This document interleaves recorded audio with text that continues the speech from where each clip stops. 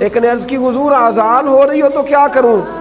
حضور نے فرمایا آزان کے کلمات کا جواب دے اور پھر اپنے نبی پہ درود و سلام پڑھ۔ رسول اللہ صلی اللہ علیہ وسلم گھر میں غربت بڑی ہے، حضور نے فرمایا جب بھی گھر جا نا 3 دفعہ سورہ اخلاص پڑھ اور اپنے گھر والوں کو سلام کہہ، اللہ تیری غربتیں دور کر دے گا۔ عرض کی یا رسول اللہ صلی اللہ علیہ وسلم چھوٹی سی فیملی ہے، کئی دفعہ گھر میں کوئی بھی نہیں ہوتا، پھر کیا کروں؟